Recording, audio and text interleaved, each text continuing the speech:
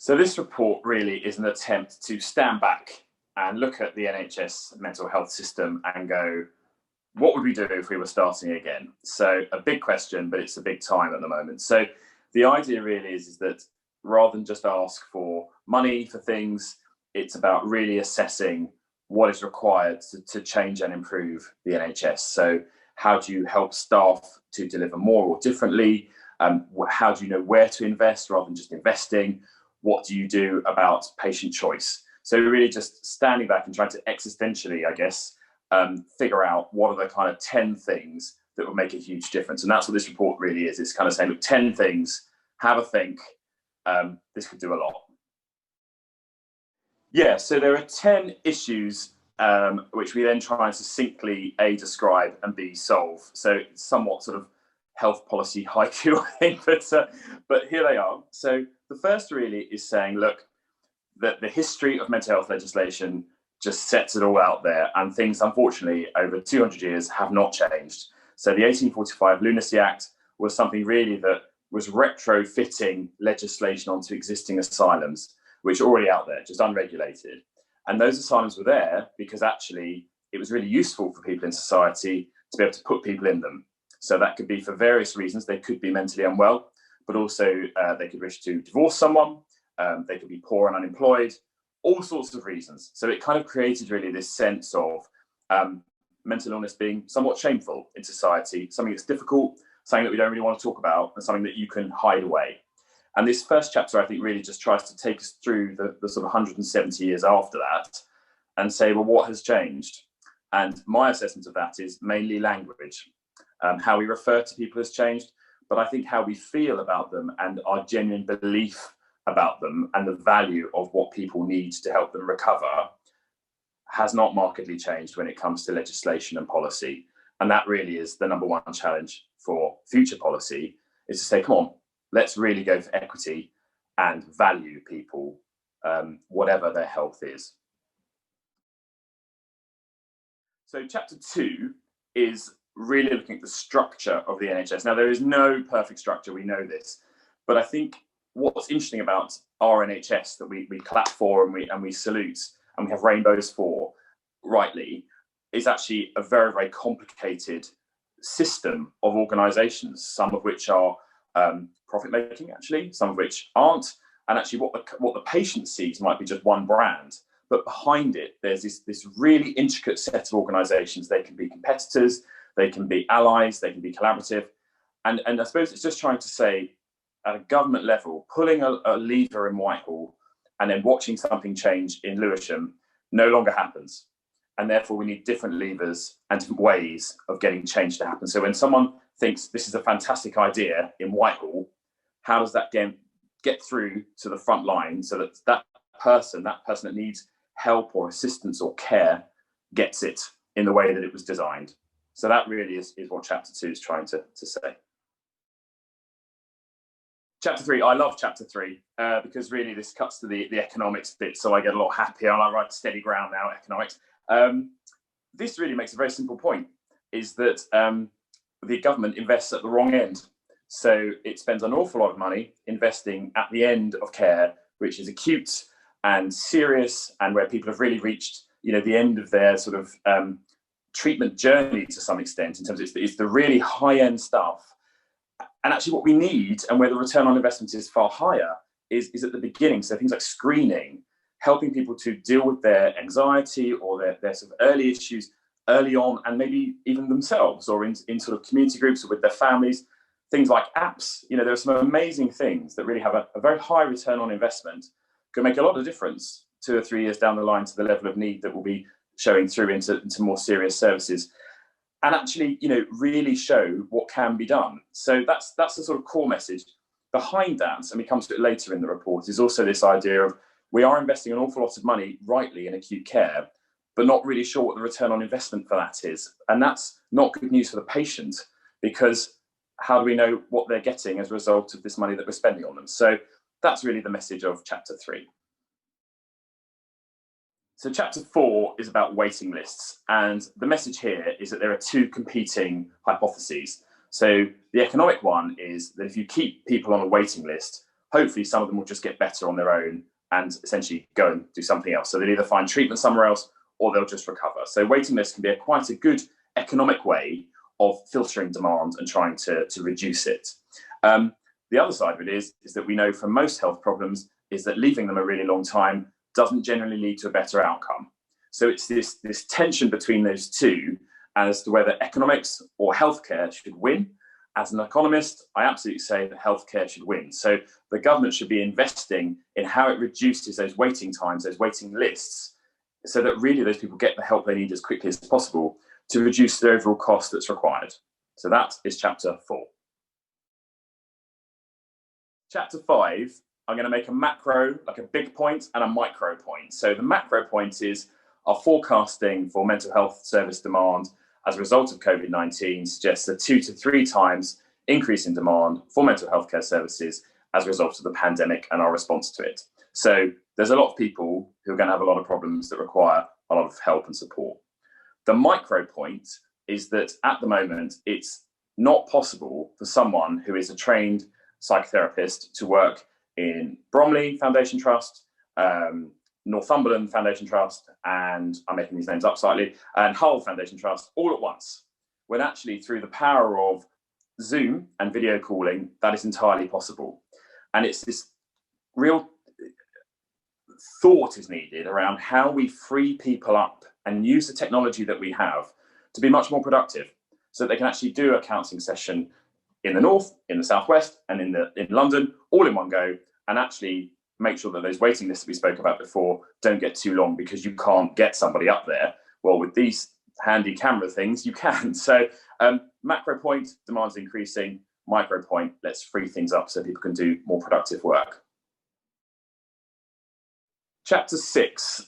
I think we can all agree that no one would have wanted to trade places with someone working in the NHS over the last year and a half. And whilst we have all clapped for them on a Thursday evening, that actually has to translate into something meaningful. And chapter 6 describes what we at the centre think that should be, which is a proper mental health strategy. So you've got people who have been working in highly traumatic circumstances. You know, they may well have been prepared for them professionally, but actually facing them in the reality is incredibly difficult. Anxiety, depression, PTSD, all going to result. And what is really needed is a workforce strategy that coherently and cogently offers a plan that says, we recognise the demand that's going to come through for our staff, and here's what we're going to do about it. And we have suggested that actually, if you were to invest the equivalent of a 1% amount of money, a 1% staff absence over a year, which is £476 million, you know, 1% of your total labour force cost, not massive, that would actually have an amazing impact on the staff. And you'd only have to reduce absence by 1%, full-time equivalent, to make that money back. So to me, it seems obvious. We shall find out if it's obvious to others. Chapter 7, and again, a macro point and a micro point. Mental and physical illness are treated through completely different health systems. So turn left for mental health, turn right for physical health. And actually, we undoubtedly know that the two are linked. So the macro point is that the life expectancy of someone with severe mental illness is 15 to 20 years shorter than the average person. I mean, and that is an enduring statistic of which we should all be ashamed, actually. The micro point is the personal experience, which is I'm very highly strung. I fear failure and the disappointment for other people that would cause. And exercise is the thing that helps me keep a lid on that anxiety. And so this linking of mental and physical health is something that's really key and really important, and I think would save a lot of money, because we know that people, for example, go to GP surgeries with frequent physical ailments which are unexplained, and actually the problem is either a mental one or a social one, and actually we need to help people to deal with that. And that's really why this chapter describes the brilliant work of the team in Nottingham, the PCPM team, who are fantastic and do exactly that, and are saving the system money, and more importantly, helping people to actually recover from whatever it is that's causing them to go to the doctor all the time, and that's making their lives better. So healthy mind, healthy body. So chapter 8 is all about data and health data. So this is a bit of a controversial subject. And I think it's interesting for people on two fronts. One is that we don't really, I think, understand a lot about what data is collected and how it's used and how it could be used. And secondly, we know that it's worth a lot of money, and actually monetizing it in a way that doesn't compromise us as people, as patients, as citizens, seems quite difficult. So really this chapter runs through attempts that have been made before. So a national record service, which was part of the NHS, but unfortunately abandoned in 2013, and more recent attempts to take data into different parts of the NHS and to open it up, as we've seen actually, for third-party research use. So this is saying that we undoubtedly need to understand patient journeys better. We have a system at the moment that's part on paper, it's part on computer, so none of it links. You know, in no other service would that work, and it doesn't necessarily work very well in the NHS. So how can we make that a slick operation so patients get the best possible treatment, but also not end up selling it in a way that is compromising? So trying to walk that line is what Chapter 8 tries to do. So Chapter 9 is basically about outcomes measurement, and what gets measured is what's get managed. And this really is trying to say, look, we spend about £13.3 billion every year on mental health care and treatment for which we have no measure of success. And actually, if you're going to spend £13.3 billion on people that need healthcare and that have various illnesses and challenges that they're facing, we owe it to them to understand whether it's making a difference, both at an individual level, but also at a systems level. There have been many attempts to put outcomes frameworks in. For some reason, they never seem to get anywhere. But really what we say is, let's look at life expectancy as a kind of big metric, like a big measure. Do you live longer? Yes or no? And then underneath that, you can then have other measures. I particularly am a fan of, do you have a job? Do you have a home? And do you have a relationship where someone loves you and you love them? I think those are three key elements of success. And then beneath that, obviously, recovery, stability, reliance on healthcare. How are these things changing? And we've got to just get better at how we measure these across the board, so that otherwise we're just putting money into something and saying, well, we need it. We must have these things. It's very important, absolutely. But I think we're not sure what we're getting. In fact, I know we're not sure what we're getting. And that is the thrust of this chapter, is that must change. So then the final chapter is Chapter 10, and this is interagency working. And the message here is, look, if you want to do something creative and you've hired a team of people to do something creative that maybe involves, you know, getting someone a job, a home and a relationship, you need a lot of departments and people to work together to make that happen. And what we just see all the time is that there are all these different rules. Every single department and authority has its own special, unique codes of conduct and rules and legislation. And some of that is needed and a lot of it is not. And the reason it's not needed is because what happens is highly skilled commissioners end up spending hours and hours and hours trying to fit together a bureaucratic jigsaw where the pieces will never entirely fit. And essentially you end up with people either having to sort of game the system or go around the system, when actually what you want is a system that says, here's some people that need life to be a bit different, and here's how we're going to make that really easy to fund. We're going to make sure all these different funding pots line up so that someone creative can very quickly put them together and do their magic.